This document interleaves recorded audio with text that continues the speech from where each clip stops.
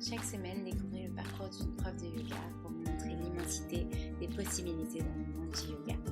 Pour ne rien manquer des nouveaux épisodes à venir, n'hésitez pas à vous inscrire à ma newsletter.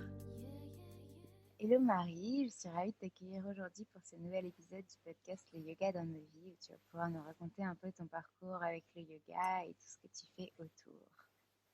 Hello Alexandre. Alors, première question que je pose à tout le monde, comment es-tu arrivée à faire du yoga? Quel a été ton premier cours, ta première expérience? Alors, je savais que tu allais te poser cette question et donc du coup, j'ai un petit peu pensé. Pour être honnête, je ne me souviens pas du moment en particulier. Je crois que j'ai commencé vraiment il y a très longtemps. Je devais avoir 17 ou 18 ans. J'étais allée à un cours, il me semble, avec ma grande sœur. Ça m'a pas vraiment plu, pour être honnête. je crois que les premiers cours étaient pas vraiment satisfaisants. Mais il y a un truc qui me ramenait toujours au yoga. Je sais pas je sais pas vraiment comment l'expliquer, mais j'ai continué. Ensuite, j'ai vraiment persévéré où que j'étais dans le monde parce que j'ai eu l'occasion de faire mes études en France et puis d'aller à l'étranger pour travailler. Et j'y retournais à chaque fois et jusqu'au jour où voilà, j'ai eu des mini déclics, dont 3 jours que j'avais passé à Bali où on avait fait du yoga avec une amie, c'était assez incroyable. Et puis un cours que j'avais suivi à Paris, en France. Et là, j'ai eu quelque chose. Et je dirais que c'est à peu près à ce moment-là où j'ai décidé vraiment de laisser sa chance au yoga. Donc, c'était, je pense, en 2016, en 2017, où j'ai vraiment eu le déclic. D'accord. Et à ce moment-là, qu'est-ce que tu faisais dans ta vie et qu'est-ce que tu faisais auparavant comme formation, etc. Alors, moi, j'ai un parcours, j'ai fait une école de commerce, ensuite j'ai fait pas mal de stages et de boulot à l'étranger, surtout dans le département commercial. Et j'aimais beaucoup ce que je faisais. J'étais vraiment, je crois qu'on pourrait dire que j'étais carriériste, ou en tout cas, j'avais vraiment de grandes ambitions là-dedans. Et quand je suis revenue à Paris pour travailler, donc j'étais commerciale au sein d'une start-up, je m'éclatais vraiment. Et j'ai décidé en fait de me remettre au yoga à fond parce que je venais de finir un marathon, donc mes jambes étaient vraiment, elles avaient besoin de repos. Et c'est là que je me suis dit, attends, maintenant, donne à ton corps une pause, ralentis un peu et mets-toi dans le yoga. Et donc, c'est à ce moment-là vraiment que j'étais peut-être plus ouverte aussi. Et c'est pour ça que j'ai eu ce déclic. Et du coup, c'est super parce que tu as fait directement le lien avec le yoga. Est-ce que du coup, c'est à ce moment-là que tu es partie à Bali ou c'est bien plus tard que tu es partie quelques jours avec une amie En fait, j'étais partie l'année précédente, il me semble, à Bali. Il se trouve que juste après mon école de commerce, je suis partie travailler à Hong Kong, où je suis restée 2 ans et demi. Et voilà, à Hong Kong, j'avais eu aussi l'occasion de faire du yoga, mais c'était pas vraiment mon activité principale. Moi, j'aimais bien vraiment tout ce qui est cardio. Je cours beaucoup. Je cours moins aujourd'hui, mais à l'époque, je courais vraiment beaucoup. C'était religieusement, mais 3 fois 1 heure par semaine. Voilà, je ne pouvais pas passer une semaine sans les faire. Et puis, j'étais allée à Bali à l'époque. Et en fait, de retour à Paris, mes amis de Hong Kong me manquaient. Du coup, on était retournés ensemble à Bali. Et c'est là qu'on s'était dit, viens, on va faire une retraite de yoga. Voilà. Donc, ça s'est passé un petit peu comme ça, mais j'avais pas spécialement d'attente. On était dans un cadre idyllique, on pouvait faire du yoga à volonté toute la journée. Et puis quand je suis rentrée à Paris, bon bah voilà, c'était une parenthèse quoi. D'accord. Et donc, du coup, c'est vraiment à Paris, en reprenant ta vie de commerciale de tous les jours, que là, tu as trouvé un cours qui t'a fait un déclic sur cette pratique du yoga. Ouais, je crois qu'en fait, comme beaucoup d'élèves ou de professeurs même que j'interviewe, je crois qu'on est tous, on a tous besoin de quelque chose de physique au départ. Enfin, je ne sais pas si toi ça te le fait, mais c'est moi avec la course en fait, j'avais ce côté cardio, ce côté, il y a un rapport avec la souffrance entre guillemets qui est assez importante. On s'imagine que tant qu'on souffre pas, tant qu'on transpire pas, ce qu'on fait, c'est du vent en fait. Et je crois que quand j'ai switché un peu vers le yoga, il fallait que j'ai ce côté énergisant où je sortais vraiment lessivée du cours, mais mon Dieu, qu'est-ce que ça faisait du bien, quoi. Et voilà, encore dans notre société, j'ai un peu l'impression que quand on souffre pas, quand il y a pas d'effort physique vraiment, quand il n'y a pas de courbature, ça compte pas. Et bien sûr, maintenant, je comprends que tout ça, c'est faux. Mais quand bien même, voilà, je crois que je suis arrivée un peu comme tout le monde vers le yoga grâce à des cours super intenses de vinyasa. Et puis, c'est ça qui m'a fait aimer vraiment cette pratique, quoi, d'être dans ma bulle. C'est super intéressant ce que tu dis parce que du coup, je l'entrepose aux autres professeurs que j'ai interviewés et puis ma propre petite expérience. Et je me dis exactement la même chose avant de me former. J'avais plutôt une pratique physique du yoga parce que j'étais comme toi à l'affût du cardio, je faisais beaucoup de crossfit, etc. Donc à Mhm. la recherche de cette performance et de cette zone de confort qu'on cherchait à sortir pour en fait peut-être sortir de ce rythme parisien qui nous disait métro, boulot, dodo et Mhm. en fait on avait envie de sortir de ce rythme en faisant du sport on s'est dit peut-être à un moment bon allez je vais un peu me calmer avec le yoga mais d'un autre côté on cherchait cet effet inverse avec le yoga aussi qui Ouais, était c'est clair. je veux me calmer mais en même temps je vais sortir de ma zone de confort dans cette discipline. Ouais, c'est clair. Et puis, je crois que il y a une chose, il y a le côté vraiment où j'ai senti que je pouvais être dans une bulle complètement à travers le yoga. Donc ça, je le dois à cette professeure Aurélie ou Alexandre qui a fait un tour dans ton podcast, il me semble. Oui. Euh, et ça, c'était assez incroyable. Et puis, je crois que l'autre chose, en fait, et c'est ce pourquoi je j'ai envie de faire découvrir le yoga à tout le monde, c'est que ça m'a vraiment donné confiance en moi, en fait.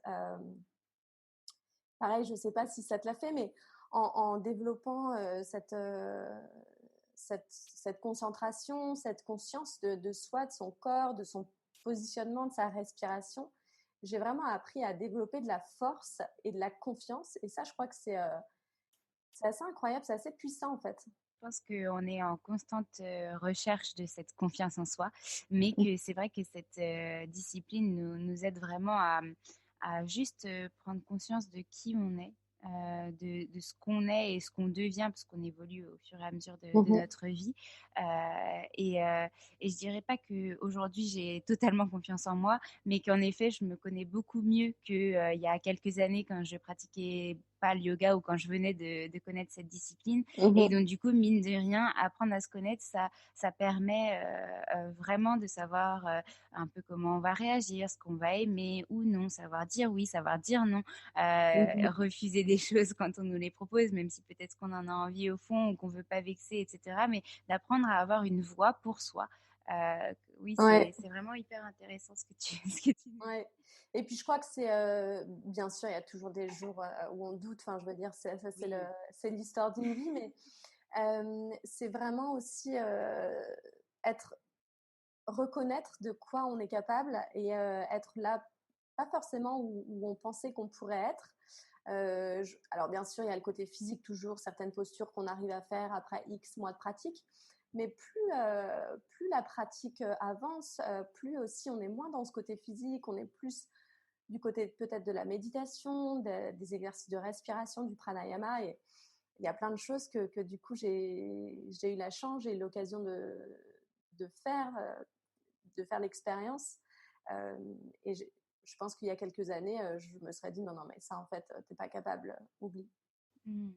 Oui, je vois ce que tu veux dire. Et c'est vrai que c'est une approche qui est de plus en plus développée, j'ai l'impression, dans le yoga, cet aspect spirituel et ces autres aspects que les asanas.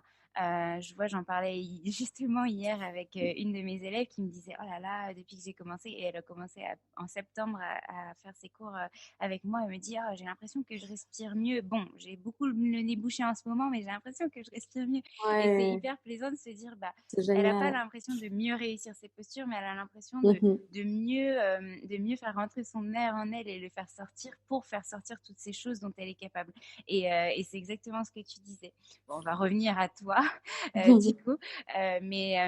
Donc, après cette pratique où tu avais ton travail et que tu allais à ces cours et notamment au cours d'Aurélie, qu'est-ce qui s'est passé? Bah, en fait, mon copain et moi, on a décidé de partir au Canada. Donc, on est resté, je pense, 4 ans, 5 ans à Paris.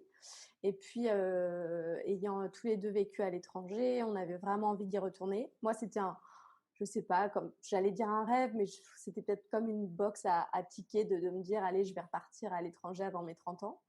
Et en fait, ben, ça s'est réalisé. Et donc, on est parti en 2019 s'installer à Montréal. Et donc, à Montréal, ben, c'était vraiment commencer, tout recommencer à nouveau. Donc, moi, ça m'excite beaucoup, ces nouveaux démarrages, j'adore. Et à la fois, je crois que c'était une période un peu trouble pour moi. J'adore cette ville. Enfin, je me suis approprié Montréal. C'est vraiment chez moi maintenant. Euh, et puis on arrive en plein été, donc c'est la bonne période, je trouve, pour arriver à Montréal. On avait déjà des amis sur place, on a trouvé rapidement un appartement. Enfin, tout s'est fait assez naturellement. Et c'est d'ailleurs en 2019 que j'ai un peu compris ce que les gens veulent dire quand ils parlent d'alignement de planète, parce que vraiment tout était super fluide pour ce départ. J'ai trouvé un job à nouveau de commercial une fois arrivée. Euh, mais il m'a fallu du temps pour savoir vraiment ce que je voulais faire. Voilà, je crois que j'ai mis un peu quelques semaines je sais pas, à réorienter mes pensées. Est-ce que je voulais refaire une vie comme à Paris ou est-ce que c'était pas le moment de décider quelque chose de nouveau? Mais à la fois, moi, et j'en parle quand même pas mal sur les réseaux sociaux, c'est que je trouve que c'est difficile de sortir d'une case, en fait. Tu sais, j'ai fait une école de commerce, tous mes amis, ils sont dans des grosses boîtes, ils sont dans des startups, ils ont des super postes. Et j'ai mis vraiment du temps à me dire que ça, c'était pas fait pour moi, en fait. Donc voilà, j'apprends encore. Mais au bout d'un moment, ça me plaisait tellement pas, en fait, mon boulot, que j'ai décidé de quitter et puis de me consacrer au yoga, quoi. C'est marrant parce que donc dans la même conversation, même question, tu me dis, j'étais super contente parce que j'ai retrouvé tout de suite un job, tout s'est bien aligné, etc. Et à la fin, mais en fait, je me plaisais pas dans mon travail. C'est ça, ouais. En fait, c'est très. J'ai pas encore assez de recul sur cette période parce que c'est pas il y a si longtemps que ça, mais j'étais contente de refaire un copier-coller de ma vie parisienne. Enfin, tout était tellement facile en fait. Tu retrouvais des repères aussi C'est ça, finalement. en fait. Je crois que tout le monde m'a dit, mais pourquoi tu t'es pas lancée tout de suite au démarrage quand tu arrivais à Montréal? C'était quand même le moment ou jamais d'y aller, de recommencer de zéro, quoi.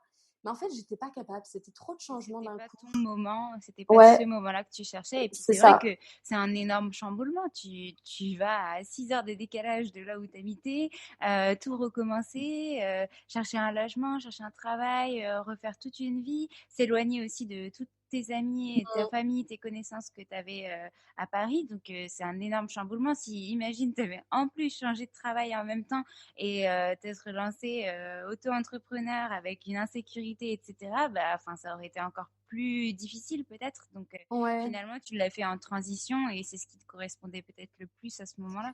Ouais, et puis je crois qu'en fait, il y a vraiment, tu le dis justement, il y a cette sorte de timing et j'insiste beaucoup il y a pas mal de gens qui me contactent et qui me parlent de ce qu'ils veulent faire de leur vie, qui veulent se réorienter vers le yoga, mais que c'est pas le bon moment. Et vraiment, cette sorte de timing, elle est importante. Je trouve que c'est vrai.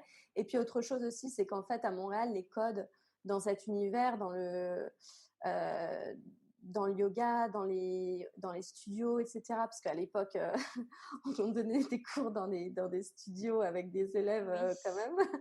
Euh, il fallait tout réapprendre en fait. J'avais un super réseau en France grâce au podcast. Et puis en fait, ici, c'était voilà, j'étais entre guillemets personne. Donc voilà, j'ai pu me refaire aussi un petit réseau. Et puis après, c'est venu quoi. Et puis il y a aussi un truc marrant, c'est que les premiers cours que j'enseignais, vraiment en tant que prof, donc c'était quand je suis arrivée à Montréal, j'en donnais quand même quelques-uns à côté. Je sais pas comment expliquer, mais ça me plaisait pas tant que ça. D'accord, tu retrouvais plus cette flamme que tu retrouvais quand tu enseignais à Paris. J'étais trop insecure, quoi. Je me sentais pas à ma place. Je me disais, mais ce que je fais, c'est pas assez bien. Je suis pas assez ceci, pas assez cela. Et c'est en ça que je me suis dit, non, mais attends, c'est pas le bon timing. Juste trouve-toi un job. Voilà. Si t'as pas le truc au fond de toi, si t'es pas excité avant d'aller au cours, c'est qu'il y a quelque chose, quoi. Et en fait, c'est venu progressivement. Donc, tu sais, il y a plein de gens, t'entends leur récit, c'est ah non, mais moi, le premier cours que j'ai fait, c'était génial. Ou alors, ah, le premier cours que j'ai enseigné, j'ai eu un déclic, j'ai eu des papillons dans le ventre. Et moi, quand je lisais tous ces récits, franchement, je me retrouvais pas là-dedans. Non, moi, j'étais intimidée, je me sentais élève plus que professeur, quoi, tu vois. Je trouve que ça se construit.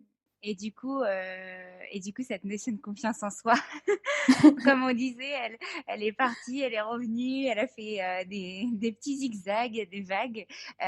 Et au final, c'est vrai que c'est un travail de tous les jours de se dire, bah, je recommence tout à zéro, des nouveaux élèves, des nouvelles personnes qui ne me connaissent pas, qui vont peut-être pas avoir la même culture parce que bah, on est en France. Tu étais habitué à la culture française et parisienne qui est quand même vachement ancrée. Et là, tu vas au Canada et c'est totalement différent. Tu sais pas Ouais, forcément ce que les gens recherchent, etc. Donc forcément, tu te fais toute petite et tu te dis, bon, bah, j'entre dans un nouveau monde. ouais, c'est Est-ce qu'il clair, va c'est clair. m'accepter? Ouais, et puis en fait, il y a un truc, c'est que mon job ne me plaisait vraiment pas. Et puis donc, du coup, j'ai commencé à donner des cours chez moi parce qu'on avait un super grand appartement. On a déménagé depuis, mais notre appartement me permettait d'accueillir 3 ou 4 élèves. D'accord. Et en fait, j'ai eu le déclic le jour où je me suis dit, mais en fait, tu sais quoi? Ce que les autres pensent de tes cours, tu t'en fous. Et voilà, il y a des gens qui n'aimeront pas. Enfin, je veux dire, on est bien placé pour le savoir. J'imagine que tu as suivi un nombre incalculable de cours en tant qu'élève. Il y a plein de profs avec qui ça tique, d'autres avec. Voilà, c'est comme ça. Et je crois que quand on se détache de cette peur du jugement, ben, on se sent libéré. Enfin, je sais pas toi comment tu l'as vécu tes premiers cours, mais Je pense que c'était un mélange d'excitation et de je suis trop contente et tout, mais un mélange aussi de j'ai peur que ça plaise pas, j'ai peur Mhm, que l'élève mhm. y revienne jamais parce que bah, c'est ton premier cours, donc tu te dis c'est mes C'est seuls élèves ça. peut-être dans ma vie, etc. Et donc c'était un mélange de énormément d'émotions. Que une seule personne peut accepter, mais c'est quand même difficile, je pense. Ouais. Puis c'est comme tout, en fait. C'est comme quand tu passes un examen, c'est comme quand tu passes un Mhm. entretien d'embauche. Tu as à la fois cette excitation, tu te dis oui, ça va marcher, et de l'autre, cette peur parce que bah, à tout moment, à l'entretien, le mec, il peut complètement te casser et te dire non, mais t'es complètement à côté de la plaque. Qu'est-ce que tu fais là? Ouais, c'est ça. Voilà. Et donc, du coup, bah, c'est cette constante remise en question qui fait que au départ, t'as très peur et à la fin du cours, quand tu les vois se relever en Shavasana, tu te dis bon, ok, Mhm. c'est que j'ai à peu près réussi mon truc. Ouais. Mais voilà, enfin, c'est l'entraînement, c'est ouais, le premier cours que tu enseignes, au final, c'est vraiment pas du tout facile. Moi, je me souviens, le tout premier que j'ai enseigné, j'étais pas encore certifiée, c'était pour m'entraîner à ma certification. Je l'ai donné à 3 amis dans mon petit appart parisien.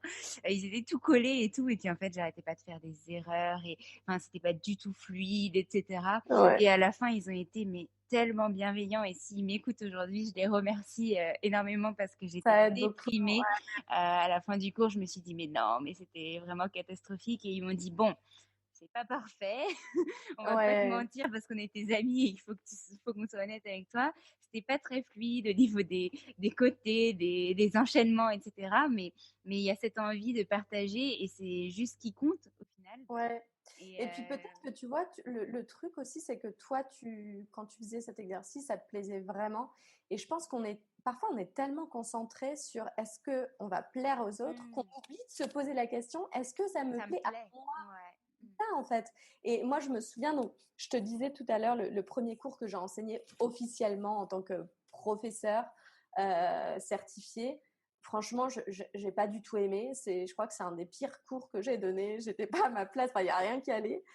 Et pour autant, j'ai été formée la première fois avec Clotilde Swartley à Paris et elle nous a vraiment dit dès le premier week-end, allez enseigner à vos amis, etc. Donc, j'ai le sentiment que j'enseigne depuis vraiment le début de ma formation, surtout à une amie qui s'appelle Céline. Et si tu m'écoutes, Céline, je te remercie parce que je me suis souvenue en fait de ces moments passés avec elle. C'était des moments vraiment privilégiés. Et là, j'aimais vraiment mon rôle. Donc voilà, je pense que parfois on aime ce qu'on fait. Faut s'écouter, faut se dire ah bah peut-être que c'est parce que y avait un contexte, c'était des cours particuliers. Peut-être que moi je suis faite pour ça. Et puis d'autres fois où ça tique pas. Et voilà, il faut pas se blâmer pour les fois où ça marche pas. C'est juste que nous-mêmes on se sentait pas à notre place et il y a d'autres occasions, il y aura d'autres circonstances et c'est ok en fait. Totalement. J'ai rien à redire là-dessus. Et du coup, comment ça s'est passé le moment où tu t'es dit, bon, là, ce job, il est vraiment plus fait pour moi, il faut que j'aille vers le yoga. Et d'ailleurs, on n'a pas du tout parlé de à quel moment tu t'es formée. Parce que là, tu viens de me dire, je me suis formée avec Clotilde Sartelet, mais Ouais. je ne sais même plus à quel moment. Donc, il va y avoir deux questions. On va peut-être commencer par le commencement. À quel moment tu t'es formée? Donc, c'était avant de partir au Canada. Ouais, tout à fait. En fait, je me suis formée la même année où j'ai lancé le podcast, donc c'était en 2018. C'est une formation sur les week-ends parce que je travaillais à côté. Donc ça, c'était vraiment un super compromis et une très belle formation, un beau 200 heures, voilà. Comme la plupart des personnes qui se forment, j'avais pas du tout l'intention d'enseigner. C'était quelque chose euh, avant tout dans un but très égoïste, très personnel, et puis de fil en aiguille. Et comme je suis quelqu'un d'assez bête et discipliné, quand Clotilde nous a dit il va falloir que vous enseigniez maintenant régulièrement entre chaque rendez-vous, et ben j'ai appliqué la consigne et c'est là que vraiment je me suis dit ah tiens ça me plaît. Et parallèlement il y avait le podcast, donc en fait je pense que je me suis aussi formée pour le côté physique, mais aussi parce que quand j'interviewais les professeurs et les entrepreneurs, ça m'aidait quand même pas mal d'avoir cette base. Et je regrette pas une seconde. Et puis après, donc, je suis partie à Montréal. J'ai entamé une autre formation à Montréal, un 100 heures qui était génial avec Jill et Terry. Et là, en fait, j'étais entourée que de professeurs. Donc, je crois que c'est là que j'ai eu aussi peut-être un autre déclic dans mon désir d'enseigner. C'est qu'en fait, comme j'étais entourée que de professeurs, si vraiment je voulais, euh, comment dire, make most of the training, il fallait que vraiment, j'enseigne moi-même, que je puisse parler aussi de mes expériences pour, pour euh, participer pleinement à toutes les conversations qu'on avait. Et donc là, je me suis remise vraiment à enseigner. Donc chez moi, comme je te disais. Euh, et puis, euh, et puis j'ai quitté mon job quelques mois plus tard. Donc ça devait être, j'ai dû faire 6 mois à mon job. D'accord, ok. Ouais. On est vraiment parti loin. Je vais pas trop rentrer dans le détail de notre podcast parce qu'on a un futur projet et Oui. je veux pas trop teaser. Mais du coup, ce qui s'est passé, de ce que j'ai compris, c'est que tu as lancé ton podcast avant de te former. Ouais. Parce que quoi? Parce que tu aimais le yoga et tu t'es dit, il faut qu'on en parle. Ouais, bah, le podcast, je l'ai vraiment créé parce que j'écoutais beaucoup de podcasts déjà à l'époque. Alors ça peut paraître un peu vieux de dire ça comme ça, mais franchement, il y avait pas énormément de podcasts dans le yoga à l'époque. Il y en avait beaucoup en anglais. Et il y avait Parole de Yogi qui s'est lancé la même année au début d'année. Et puis je me suis lancée quelques mois plus tard pour pouvoir partir à la rencontre de ces yogis. Je crois que c'était, voilà, j'étais contente d'en apprendre davantage. Et comme je le dis souvent dans les interviews que je mène, c'est que je pars vraiment à la rencontre des gens qui m'intéressent, des gens qui ont l'air passionnants et j'apprends plein de choses. Donc, je me suis formée. Ensuite, la formation commençait en octobre et le podcast est sorti en septembre. Donc, c'était assez rapproché finalement. Tu avais déjà dans ta tête le choix que tu voulais faire une formation dans tous les cas. Ouais, complètement. Et donc, du coup, tu avais quand même commencé à enseigner à Paris avant de partir au Canada. Et tu enseignais dans des studios ou pareil, dans ton appartement ou... Non, j'enseignais pas dans les studios. Je crois que j'y avais même pas pensé parce que déjà j'avais un travail qui était très très prenant à l'époque. Donc voilà, je le faisais en dilettante, on va dire, mais ça me plaisait bien et je crois que c'est ça mon approche. Je mets toujours du temps à intégrer quelque chose, donc il m'a fallu aussi du temps pour m'approprier mon style, ma voix, voilà, tout un tas de choses. On se découvre en fait aussi quand on enseigne. Et du coup, au Canada, ce qui s'est passé, c'est que tu es resté 6 mois dans ton job et d'un coup, tu t'es dit, OK, c'est plus du tout fait pour moi. Là, je me lance à temps plein dans le yoga. Ouais, c'est ça. Alors, Ça, est-ce que tu c'était. peux nous expliquer plus en détail cette démarche et ce que tu fais du coup maintenant, etc. Ouais, eh bien, qu'est-ce que je fais maintenant? Donc, ça fait 1 an maintenant que j'enseigne. En fait, ça allait très, très vite. J'ai quitté mon job. Au tout début, j'avais un job à mi-temps dans un studio. Il s'appelait Wanderlust à l'époque, mais maintenant, il a changé de nom. Il s'appelle Studio Mile End, donc à Montréal. Je suis restée 1 mois en tant que gérante de ce studio et c'était vraiment génial. C'est une expérience que j'ai adorée.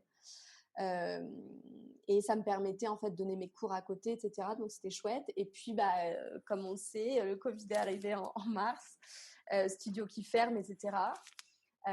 Et donc, il a fallu se réinventer. Mais en fait, moi, je trouve que j'ai eu la chance parce que comme c'était le début de mon parcours d'enseignante, j'ai pas eu vraiment à m'adapter entre guillemets quoi. Oui, j'avais donné des cours chez moi, j'aime bien ce contact physique, ajuster, voilà, avoir quelqu'un en face, etc. Mais euh, le virage avec Zoom, etc., moi, ça ne m'a pas paru trop compliqué. Donc, j'ai donné beaucoup, beaucoup de cours en ligne et ça me plaît, en fait. Je continue. Au Canada, les mesures, elles étaient quand même strictes avec les studios, etc. Et là, par exemple, depuis septembre, on n'a pas le droit de se réunir. Les studios sont fermés. Enfin, c'est quand même intense, donc on n'a pas le choix que d'être connecté si on veut continuer à enseigner. Et puis ça se passe bien. Et en fait, l'année dernière, j'ai aussi lancé mon infolettre, donc c'est la traduction littérale de newsletter. Et je crois que depuis avril dernier, voilà, je me définis vraiment autour du yoga et du podcast et de l'écriture. Et c'est chouette, ça avance, ça avance. Et alors, est-ce que tu peux nous parler de cet aspect un peu plus écriture, justement? L'écriture, disons que j'ai lancé cette newsletter parce que j'ai toujours beaucoup, beaucoup aimé écrire. Il y a un côté vraiment journalistique que j'adore avec le podcast et il fallait que je puisse associer aussi le côté écrit en fait à la voix. Donc tous les mois, j'envoie comment décrire, peut-être juste un billet assez personnel. Ça peut être soit sur un récit. Récemment, j'ai écrit sur Vipassana, sur mon expérience. Voilà, c'est vraiment comme si c'était un billet de blog, mais en version écrite une fois par mois. Et c'est assez agréable de pouvoir s'exprimer. Je trouve qu'avec le yoga, il y a vraiment ce côté expression. Et ça fait un lien en fait avec l'écriture et avec le podcast. C'est un petit peu comme si je bouclais la boucle. Donc, si vous voulez vous abonner, il faut aller sur le site et découvrir un petit peu ce que je raconte. On remettra les liens dans le podcast pour inciter les gens à venir découvrir. J'avais lu ton dernier, justement. Et je trouvais ça super, super intéressant. Et puis, savoir s'exprimer sur tout ça, c'est c'est pas donné à tout le monde. Donc, avoir les visions des autres aussi, c'est hyper enrichissant pour ceux qui le lisent. Donc, je Mhm. t'encourage à continuer dans cette voie. En tout cas, yoga, audio et écriture, je pense que ça fait partie prenante finalement de tout ce chemin et, euh, et c'est une voie qui nous accompagne donc soit à l'intérieur, soit à l'extérieur. Et je valide tout ça. Je confirme que c'est hyper enrichissant. Et du coup, est-ce que tu aurais envie d'autres choses pour après, des idées de projets pour le futur? Bon, alors là, on est un petit peu coincé en ce moment, mais peut-être imaginer des projets qui sont en rapport avec ça si ça devait peut-être continuer. Bien sûr, il y a toujours les cours que je continue en ligne et il y a le podcast voilà, qui me satisfont, les deux me satisfont toujours beaucoup. J'ai prévu de faire des retraites en France au mois de juin, donc avec un gros point d'interrogation, mais je crois que c'est pas grave maintenant. J'ai appris à me dire que si ça marche, c'est super, et si ça marche pas, il y aura d'autres projets. Donc ça va être concernant le yoga. Pour l'écriture, toujours continuer à partager un petit peu mes pensées. Je précise en passant que l'infolettre, c'est vraiment pas lié au yoga, enfin de loin on va dire. Euh, et continuer d'écrire l'infolettre. Je travaille aussi sur l'écriture d'un livre parce que ça a toujours été mon rêve. Donc voilà, pour l'instant, je me suis lancée. C'était un petit peu mon défi 2021 de commencer l'écriture et c'est quelque chose qui me plaît beaucoup. Euh, et puis, euh, et puis voilà, après j'ai d'autres projets. Je commence des ateliers pour les jeunes professeurs ou professeurs avec mon ami Ajar. Donc le premier atelier aura lieu la semaine prochaine sur Zoom avec Aurélie justement et Eve. Eve qui est professeure à Montréal, et le thème ce sera comment apprivoiser les réseaux sociaux quand on se lance ou quand on est professeur de yoga. Donc ça va être chouette. Et puis il y a d'autres ateliers sur lesquels on va travailler. Et puis voilà, je crois que c'est à peu près tout. C'est super. Et ces ateliers-là, du coup, ils auront un fil conducteur pour apprendre, enfin, avec pour destination et pour cible les professeurs de yoga, c'est ça? C'est ça, en fait, je crois qu'avec Ajar, on a vraiment réalisé qu'avec le confinement, etc., alors bien sûr, il y a l'isolement dont tout le monde parle, et puis pour ces métiers, je trouve qu'être professeur et être confiné, c'est vraiment pas facile parce qu'on se sent vraiment seul. Voilà, on travaille à son compte, c'est quand même une aventure. Il faut pouvoir se réinventer, il faut pouvoir être inspiré, il faut pouvoir aussi euh, sortir la tête de l'eau dans les tempêtes. Et ça m'a vraiment donné envie de pouvoir créer un espèce de groupe de parole. Donc, Ajar et moi, on va être là, non pas pour transmettre ce qu'on sait, mais plutôt pour créer un groupe bienveillant et faire en sorte que les professeurs se sentent soutenus.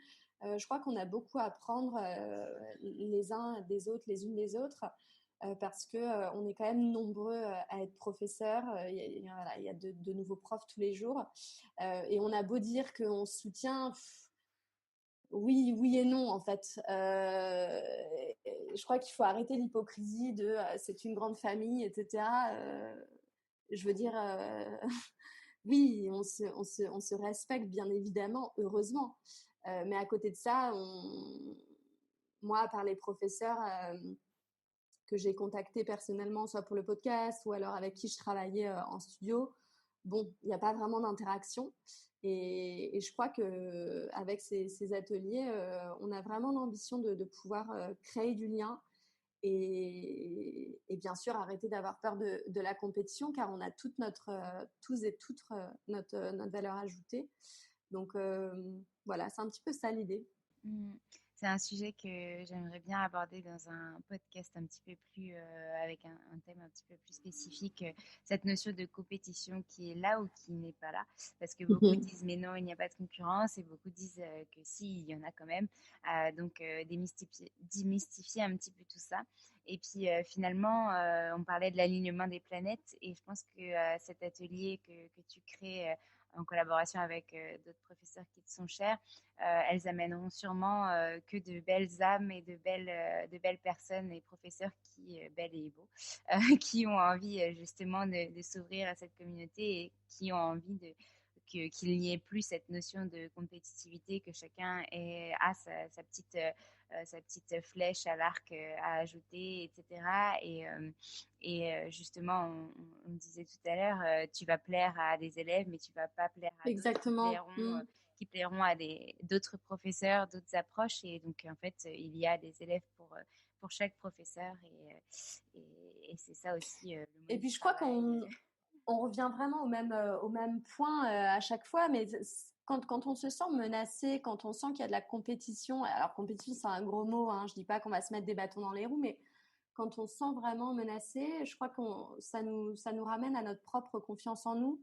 Ça veut dire qu'on doute vraiment de notre force, de nos valeurs. Et voilà, je crois que je suis le genre de personne à voir toujours le verre à moitié plein, mais pour autant, j'aime bien appeler un chat un chat. Et voilà, pour moi, il n'y a pas de sujet tabou. Je veux dire, on est beaucoup de professeurs. C'est difficile de gagner sa vie quand on est professeur, et c'est normal euh, de vouloir rayonner. Mais on peut tous et toutes rayonner ensemble à notre façon. Et voilà, je trouve ça intéressant aussi parce que, mine de rien, quand on se lance en tant qu'entrepreneur, et je pense pas que ça s'applique qu'aux profs, on se compare toujours à ceux qui ont beaucoup de succès et on se dit ah bah tiens, pour avoir beaucoup de succès, il faut que je fasse ça comme lui, comme elle. Mais en fait non, parce que cette recette s'applique à une personne, s'applique à un business, à une ville ou à une âme, j'en sais rien. Et c'est juste pas nous. Donc faut trouver sa propre recette sans vouloir forcément ce qu'ont les autres pour réussir. Et voilà, je suis sûre qu'il y a beaucoup de choses qui vont émaner de ces ateliers. Donc, j'ai vraiment hâte. C'est super beau ce que tu dis. C'est vrai que on a tendance à se dire, bah, si ça fonctionne pour quelqu'un, ça va fonctionner pour moi aussi. Mhm. Alors qu'en fait, il faut juste trouver enfin juste, c'est un très grand mot, ça aussi. Il faut trouver son chemin, sa voie pour qu'on a envie d'exprimer pour que ça fonctionne pour nous et pas se dire, bah, si ça a fonctionné pour quelqu'un, si je fais pareil, ça fonctionnera forcément pour C'est moi. exactement ça. Ouais, ouais, bien sûr. Et j'avais une autre question, du coup, tu continues à enseigner donc en visio pour le studio que tu étais Non, où moi, tu je suis étais vraiment gérante, non? tout indépendante. J'ai pas enseigné en fait dans ce studio. C'était D'accord. vraiment un job de gérante. Et ça, Et t'as pas envie de reprendre plus tard quand les studios vont rouvrir? mais si, j'adorerais, mais le problème, c'est que pour l'instant, tout est très brumeux, je crois. Ouais. Donc, au début, c'était un peu mon espoir. Et puis, j'ai réalisé après X semaines que j'attendais quelque chose qui n'arriverait pas, ou en tout cas qui n'arriverait pas dans les prochaines semaines. Donc, en fait, je, ça crée beaucoup de souffrance en Oui. moi, beaucoup d'attentes et beaucoup d'expectations. Donc, C'est vrai que ça fait voilà. déjà bientôt un an qu'on est là-dedans. Ouais, Ça c'est passe clair. très vite. Et en fait, je m'épanouis vraiment d'être vraiment à mon compte dans le sens où je peux faire mes horaires, je peux décider qu'aujourd'hui il n'y aura pas de cours, je peux décider de rajouter un cours au dernier moment. Voilà, récemment, j'ai eu pas mal de demandes pour des cours particuliers et c'est quelque chose qui m'éclate vraiment beaucoup. Et je reviens à ce que je te disais il y a 2 minutes, c'est que au début, je me disais, ah, pour réussir, il faut absolument enseigner dans tel et tel studio. Voilà, j'aurais réussi quand j'enseignerais ici et là-bas. Et en fait, c'est sur quoi je me basais pour dire ça. Enfin, c'est complètement bête parce que D'accord. là où je m'amuse moi personnellement, je sais que j'adore les cours particuliers. Je trouve que c'est génial et il y a d'autres profs qui aiment pas ça ou Donc voilà. Justement, ce qu'on disait, c'est qu'à ce moment-là, tu n'avais peut-être pas trouvé ce qui t'animait toi C'est ça, ouais. ce qui fonctionnait pour toi. Et donc, du coup, tu te disais, bah, comme ça marche pour machin qui a 10 milliards d'abonnés Exactement, sur ouais. Instagram, et bah, ça va marcher pour moi. Et en fait, Exactement, finalement, t'as trouvé ce qui te plaît maintenant et c'est génial. Enfin, tu peux juste ouais. être super fier de ce que tu as fait comme parcours.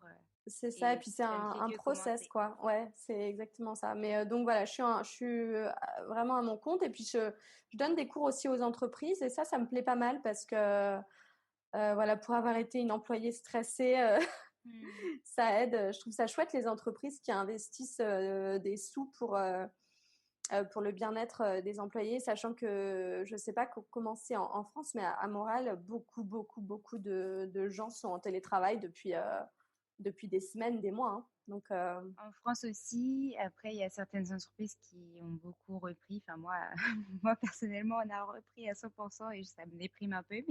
Mais bon, enfin voilà, c'est comme ça. Et peut-être qu'un jour, on aura un accord télétravail, on verra. Mais ouais, ouais, il y a plein d'entreprises qui sont aussi restées en télétravail et je pense que c'est un peu plus prudent de faire comme ça. Mais bon. ouais.